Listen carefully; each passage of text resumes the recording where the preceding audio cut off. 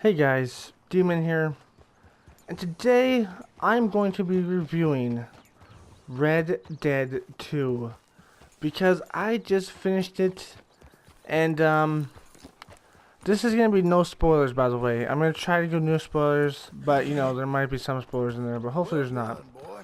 Um, if there is, I'll tell you that there's a spoiler, obviously, but I'm gonna try no spoilers. So let's go into cinematic mode and just run. Good job. Okay, so I have a list of things I want to talk about. The first one is the world. So, was the world big? Was it good enough? In any context, was the world good enough? And I would have to say, yes, the world was good enough. Boy, It was not the biggest world I've ever seen, open world, obviously. Hell, not even the biggest one I've seen recently, but it was pretty goddamn big. I will say that much. It was pretty goddamn big. The world is big and gorgeous, and some of the old map is on the world, but not Mexico, sadly, I guess. Um, but that sucks, right? No Mexico. But at least we get our... Can't say that. Spoilers. Almost spoiled something real bad there. But anyways, the game is big. The world is big, I should say. The open world is big, beautiful, among other things. It's big and beautiful, among other things, and it's very interesting. There's a lot of hidden things around that you can find. There's a lot of other things that you can also find. It's just big. If there's one complaint I had about it, that'd be there's too much mountainous terrain, so I can't go to point A to point B super fast because I'm only on a horse, and the fast travel is not the best. Like, you can fast travel from camp to somewhere, and then you can also fast travel with trains to other places, but you can't fast travel back to camp. And half the times the trains don't work, especially if like you're wanted or something like that, the trains won't work. And by the end of the game, the trains just stop working completely because of a certain reason. So the fast travel is not the best, and if I were to rate the fast travel 1 to 10, 1 being the worst, 10 being the best, 5 being average, I would say it's a 7. It's okay because you do want to explore this world most of the time anyways, right? So it doesn't really matter that you want to fast travel because you don't really want to fast travel most of the time, but sometimes it's nice to be able to fast travel because it's just a nice feeling that you get, it's just nice and quick because the game is massive. So yeah, fast traveling, very okay. Could be better, could be worse, but it's what it is, So it's 7 out of 10. So back to the open world. So the open world is big. Only problem I had with it was all the mountainous terrains and stuff like that, but I hate it, but I loved it at the same time because it made it more beautiful and more fun. And plus, it obviously more places to explore, and it made me explore more because I had to go around these mountains and stuff like that.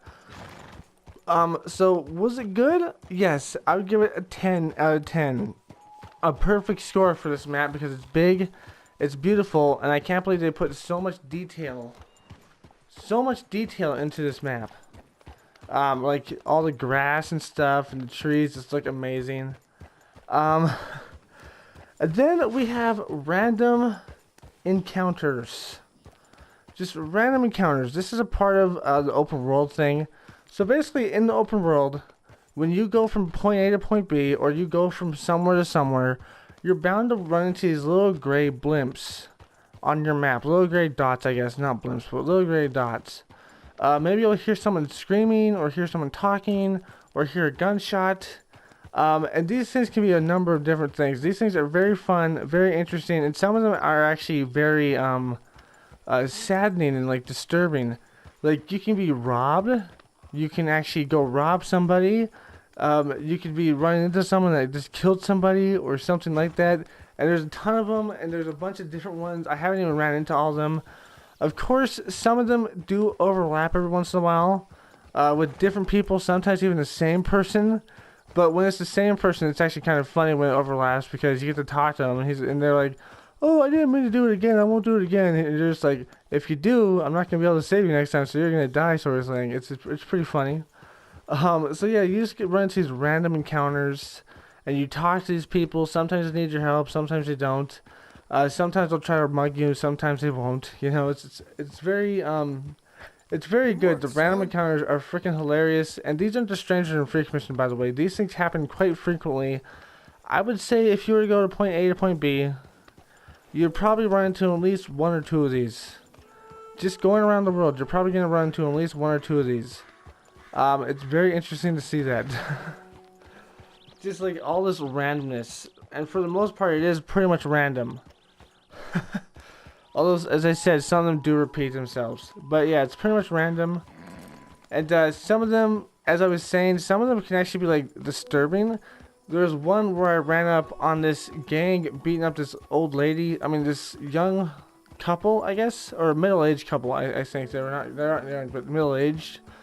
Basically, they were just robbing them, and the way the lady screamed, like, holy shit, dude, it sounded like she was actually gonna get fucking raped or murdered or something like that. Like, the voice acting in this game is almost good 100% of the time. It's good 95% of the time. There is a few times, there's like one or two times where I can think about in the game where I got pulled out of the immersion because someone's voice acting just sucks so bad. But for the majority of it, it's really good voice acting, you know? It's just really good voice acting. And I gotta say, 95% of the time, the voice acting's great. So I'm gonna give the voice acting 9 out of 10. And the random encounters, I'm gonna give that a 9 out of 10 as well, because there's so many of them. So many ones I haven't even seen yet, because I've seen them on YouTube, but I haven't seen them in my own game. And they're just so numerous and so much fun to do. It's just fun to experience them. And as I was saying, there's one where a lady screamed like she was literally going to get raped or murdered. And that disturbed me a little bit, but it was actually really interesting and made me feel really bad for that person. And I just gotta say that voice acting, spot on. And then there was one where a girl got shot by a mugger, and her husband did nothing but like soak over her, and he started to bawl his eyes out. And that one made me feel really bad too. Like, I wanted to find the killer, but I couldn't. He was already gone. Like, that kind of thing in this game is freaking amazing. Like, that was really touching to see. That was really touching to see, like, this young man crying over his dead wife. It was just super messed up, but super like, holy shit, dude. That actually made me feel something. You know a game's good when not even the main character is making you feel something, right? Where am I going? But yeah, you know a game's good when not even the main character is making you feel something. It was just, man, it's just so good. The voice acting and the random encounters are just so fun and so good. So that's why I give them both a 9 out of 10. Due to the fact that some of it does like repeat itself, and some of the voice acting isn't the best, but the majority of it is. So yeah, 9 out of 10 for both of those. And then we have the controls.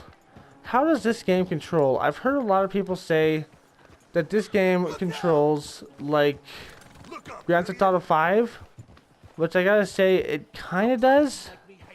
It kind of controls like Grand Theft Auto 5. We're okay. To a certain point, but for the most part, it's more or less its own thing.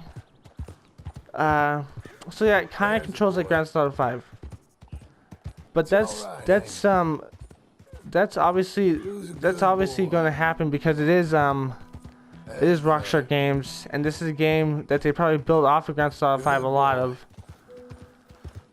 So yeah, it does control like Grand Theft Auto 5 to a certain extent. I would even say it controls better than Grand Theft Auto 5 to a certain extent.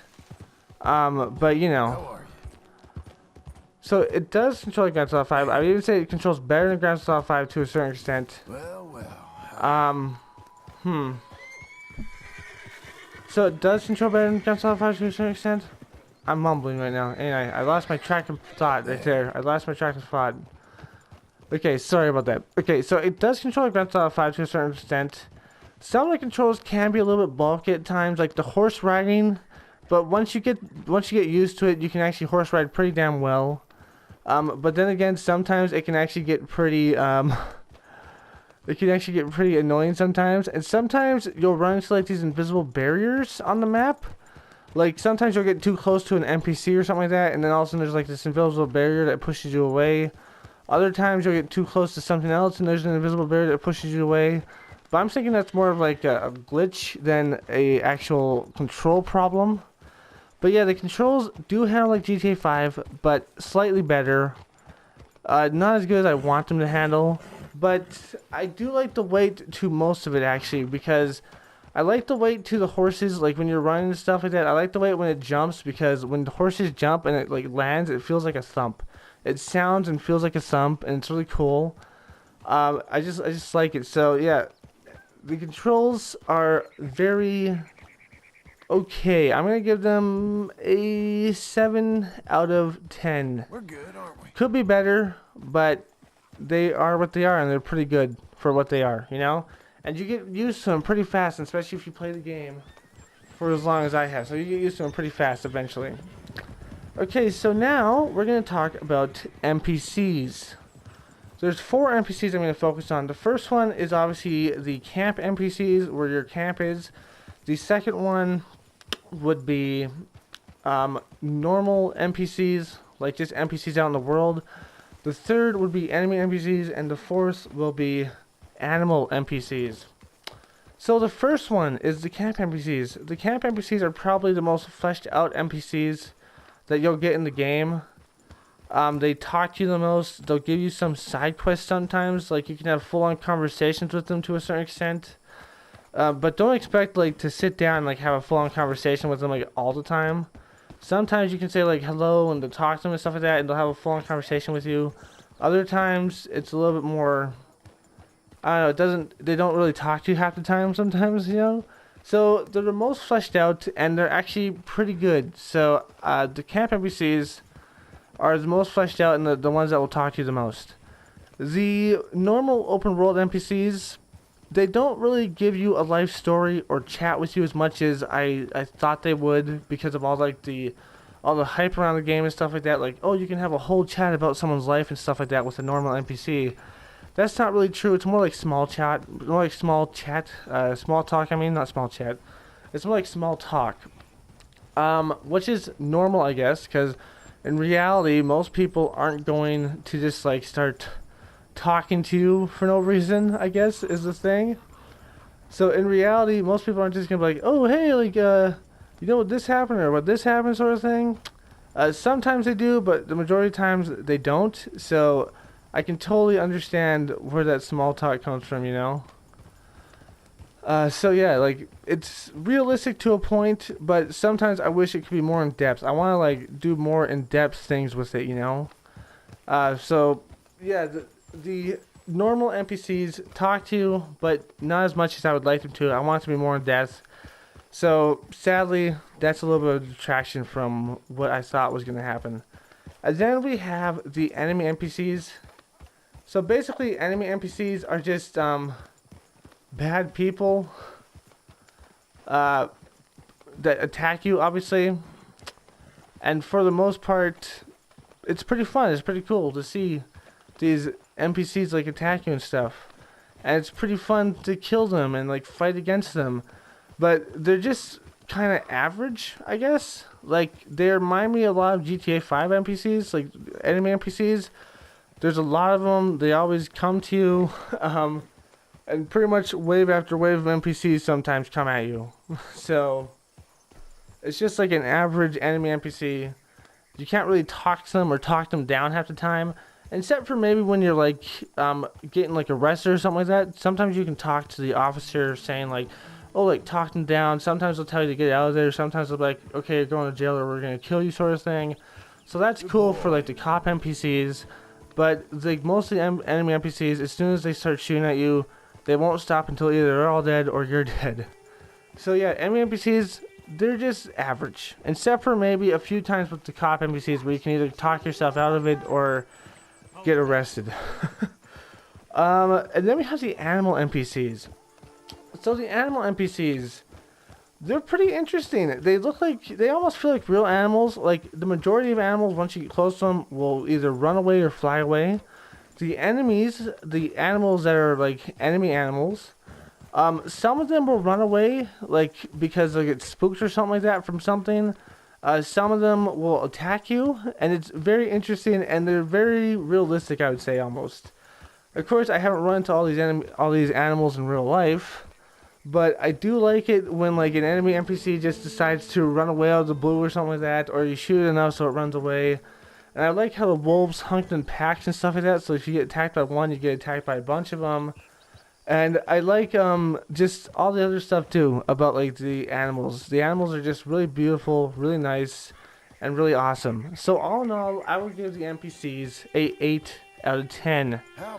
The NPCs can be better, but they're good. They're good for what they are, and the animals just blow me away, man. They're beautiful. They sound like animals, and the majority of them behave like animals. So it's just awesome. So an 8 out of 10 could be better, especially like the dialogue system. I do know that like a bunch of dialogue went to this, but could be better at the same time. Is that thing in a T pose? Huh? Nice work, fella. No, it's just kind of like showing us who's boss, I guess. I'm not sure what that's about. That's pretty cool, huh? Anyways, the next one is horses. We kind of talked about horses a little bit. What the fuck is that thing doing? Okay, it's flying away. Okay, never mind. So horses. As you can see, I am riding a horse right now. Actually, the best horse in the game. The one that you can buy for about over $1,000. It's ridiculous. It costs a ridiculous amount, but it's a very nice horse. And we're coming up to this place that's getting shot up. But yeah, horses are very cool, and you can actually get very attached to them depending on who you are. Like if you're like a person that doesn't really care about NPCs in games, you're not gonna be like, oh, I got so attached to that thing. But if you're a person that does, you're gonna be like, I got so attached to my horse, and once it dies and you can't heal it, it dies for good.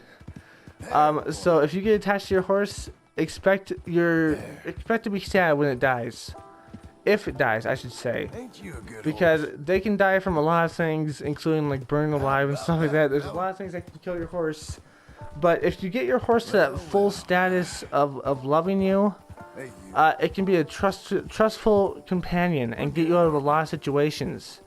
And always hit R3 or whatever the equivalent is on Xbox, because that will make your horse fall in love with you even faster, and also help you out in situations, especially when like you're facing down an enemy animal. Because a lot of times when you're facing down an enemy animal, your horse will buck you off and be like, get off me so I can run away from this thing, and then that animal will attack you and kill you.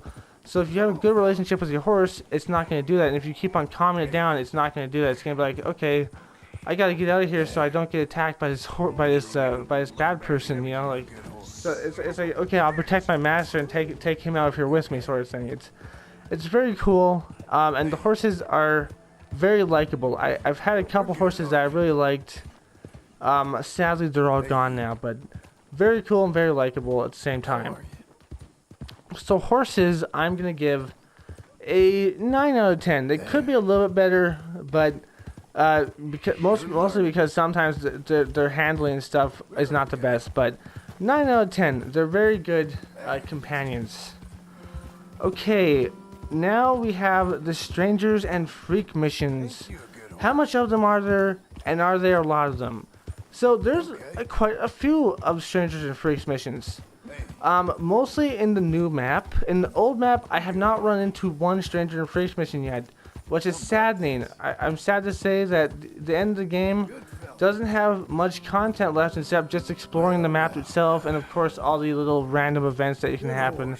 So in the new map, there's not really much Strangers and Freaks missions, which is sad. I think Rockstar should have put more effort into that, but they didn't. But in the new map, there's a lot of Strangers and Freaks missions that you can play, and they're all very fun. Most of them are fun, not all of them, I guess. Some of them are fun, and some of them are like reoccurring. So you help somebody, and then a while later you find them again, and he's just like, "Oh, we have another mission for you," sort of thing. It's fun and it's interesting to say the least, right? So a lot of them are just fun. Although one of them glitched out on me, and I could never actually finish it, which was really sad because it seemed like it was an inventor guy, and he wanted me to get a Stinger beer, and it just glitched out on me. But yeah, the Stranger and Freaks missions do exist. They are fun. Some of them I think are timed actually, so you can't play them after a certain point in the game. So go look around and try to find all the ones that you can. And then after that, you can just play them when at your leisure. You know, like some even pop up now at the end of the game, like some that I previously did, obviously, that I can go back to because like there's another part of it. And it's very interesting to see all these parts of these Stranger and Freaks missions. It's very interesting, very cool, and I like it a lot. You know, it's just like, oh, I can go do this Stranger and Freak mission because, like, I'm done the game, but I can still go back to it. It's really cool. And I like the Stranger and Freaks missions, so I'm gonna give them a 9 out of 10 because not all of them are interesting, and one glitched out on me, and one I think had more to it, but I accidentally killed the person that was giving it to me because I looted her because I gave her money, but then it gave me the option to loot, and I couldn't resist myself, so I looted her, and then she ran away screaming for help, so I had to kill her, and then that was the end of that Stranger Freaks mission. I never got to see her again. So I think if you would have done that one just normally, properly, you probably would have got to see more. But yeah, Stranger Freaks missions, 9 out of 10, because the majority of it is fun. But they need more of them, and especially more in the old map. More in the old map, because there's none here so far that I can see. But yeah, Stranger and Freaks missions, very fun. Okay, now music. Music is... The music in this game, I'm going to say 99% of it is freaking awesome. Like, there's moments where you're meant to feel sad, and it will make you feel sad. It'll make you feel like, oh, that sucks and that's sad. There's moments where you're meant to feel badassness, and it will make you feel like a complete badass. It'll make you be like, I'm a fucking badass and I'm coming to kill you bitches. Like, get ready to die because I'm a fucking badass. Because the music just sounds like that. It's just like sort of thing, you know. It's awesome. Play the game or watch a playthrough of it. Watch my playthrough of it. You should do. But if you do that, the music in it is just super damn good. At least the majority of it. Some of it is not the best, and as you can see, some is just like ambient noises because there's no music to be heard right now, but that is because I'm at the end of the game, and there's like some music here and there, but most of the time there's not. So yeah, it needs a little bit more music, especially on these like trips on the road, but the majority of the music is freaking awesome. And the ones that aren't, it doesn't take that long to get rid of it, you know? So yeah, the majority of the music, awesome, and I love it. And I love the badass music, I love the sad music. And there's even like a few fun music that I love. It's just awesome, dude. This music is 9 out of 10. Very good. Okay, so now we get to the main storyline. The main storyline. Oh boy. In this one, I'm going to tell you how much chapters and how much epilogue episodes there are. So there are 6 chapters in this main story, and then there are 2 epilogue episodes. And they are both very good yet not good at the same time for certain reasons. So let me tell you what the not good parts are. The not good parts are that it's very slow at times and very overly cinematic at times, I guess, in my personal opinion. Like, sometimes I feel like I'm playing a movie more than I'm playing a video game. And personally, I just want to play the game half the time. I'm just like, I don't need to watch this. I need to play the game, sort of thing. But for the majority of the cutscenes and stuff, they're good. But for some of them, it's more like, am I watching a movie or playing a game? You know? There are parts where it's really slow and parts where it almost feels like filling. Like there's parts where you have to ride your horse from point A to point B, but point B is like 10 minutes away because everybody else behind you rides so fucking slow, and you're just like, come on, hurry the fuck out so we can get there faster. But they have to like spit out a bunch of like exposition to you. They're just like, oh, like what about this? What about this sort of thing? It's just like, I don't care. Let's just go. Hurry up. And then, like, sometimes you'll get halfway there and they'll stop talking. And you'll be like, oh my god, dude. I guess I'm just stuck riding with these people until I can get to my freaking destination. Like, it's so stupid. So yeah, like, that's really annoying. And some of the story, like, some of it is slow to a certain extent. But I would say once you get to about chapter 4, it starts really picking up. And it starts really getting good, man. It starts really getting good at chapter 4. It's just awesome. And by chapter 6, you're going to be so invested in these characters that, ooh man, you're going to get emotional. You're going to feel happiness. You're going to feel sadness when they feel sadness. You're going to get that emotional feeling that I have personally not felt from a video game in a long time. Grand Theft Auto 5 didn't even give me this kind of feeling. This game has given me such an emotional feeling to it that's freaking awesome. So the chapter missions, a lot of them aren't the best, but the majority of them are the best, and some of them are really slow. Some of them are just too long, take too long, and borderline foolery. But it starts off slow, but it gets really good by the end. And man, if you get invested like I did, you're gonna feel something when stuff happens. When shit hits the fan, you're gonna feel something. And then the 2 epilogue chapters, they are actually really slow. They kind of remind me of the first Red Dead Redemption game, where after you beat kill duck and stuff, you have to go back to the farm, and then you have to do a bunch of like small little tasks, and it's kind of really slow and kind of boring. It's just like, huh, did I play this to do Farm Simulator? But yeah, it's kind of slow, kind of boring. But by the end, it feels really gratifying and like really, like you'll be really happy. Without spoiling it, you'll be really happy by the end if you play through it. And that ending, with that ending song, the badassest moment, man. The badassest moment. It's very good. The story mode, the 6 chapters, and the 2 prologue episodes. The prologue episodes might drag on a little bit too long, but the 6 chapters, again, a little bit too long at the beginning. But they are very, very good and very emotional. And man, like, to see like Dutch slip into madness, it's very like just rewarding to see stuff like that.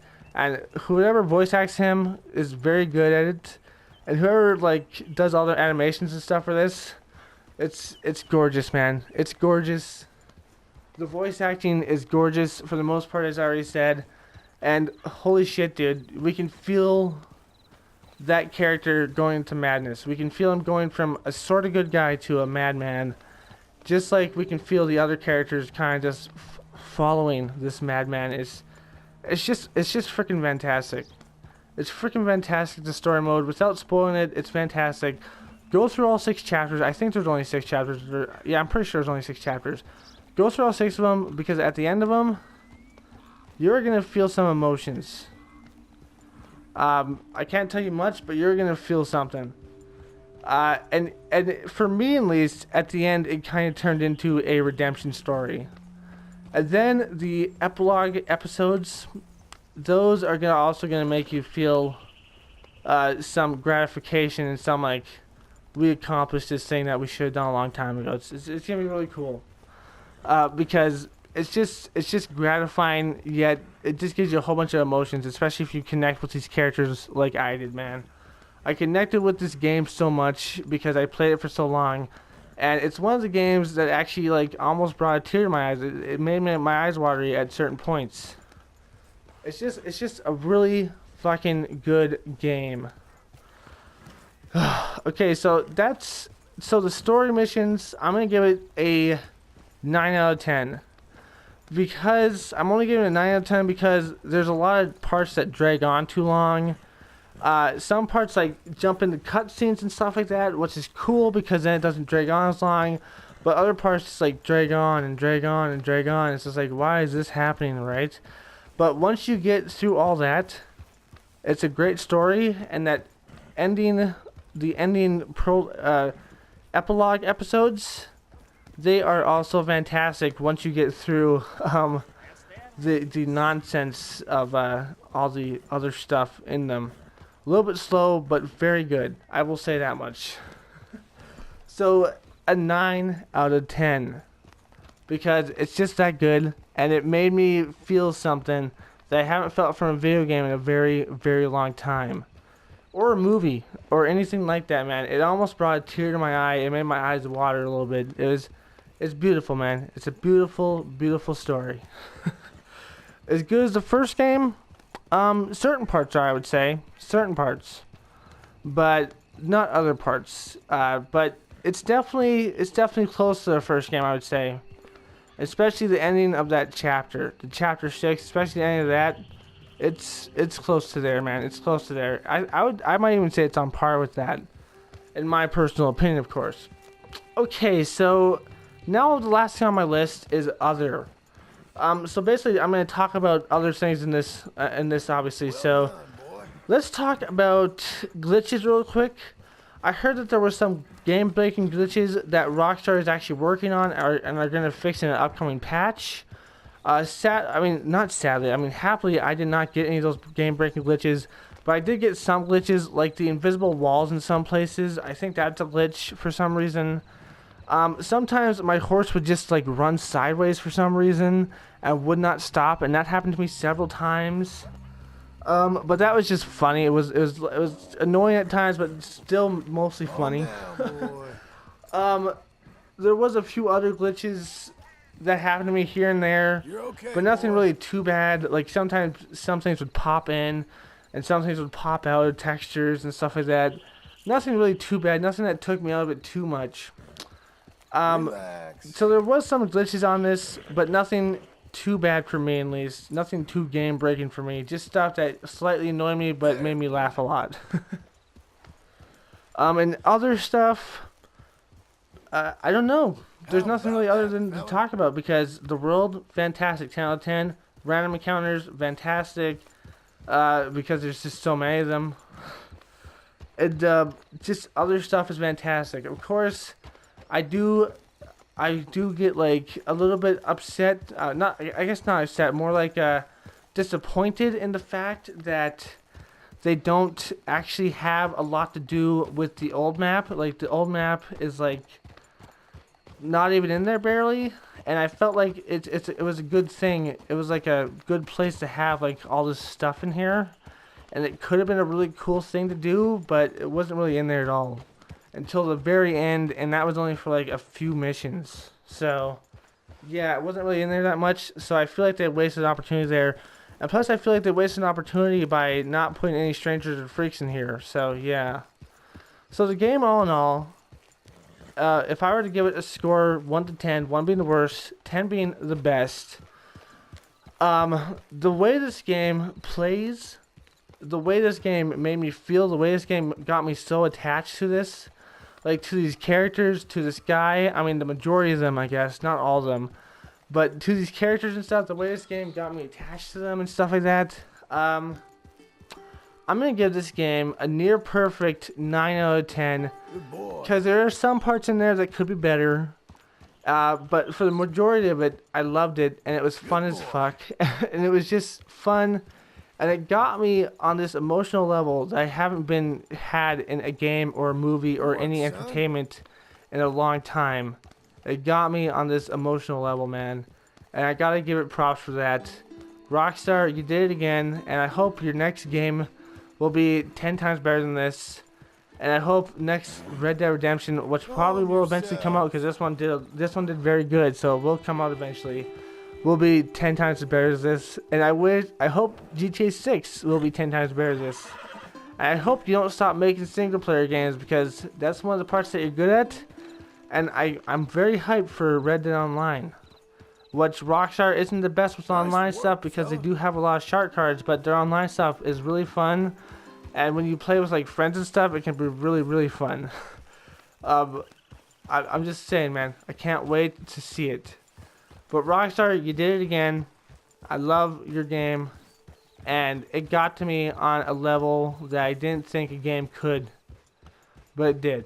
So congratulations, you get a 9 out of 10 in my books. And I hope you guys enjoyed this review. If you did, like, comment, share this video, subscribe to my channel, of course, watch my playthrough of this, and hit that bell notification, because you know you love my content, so you want to subscribe and hit that bell. And as always, my friends, stay sane. Peace.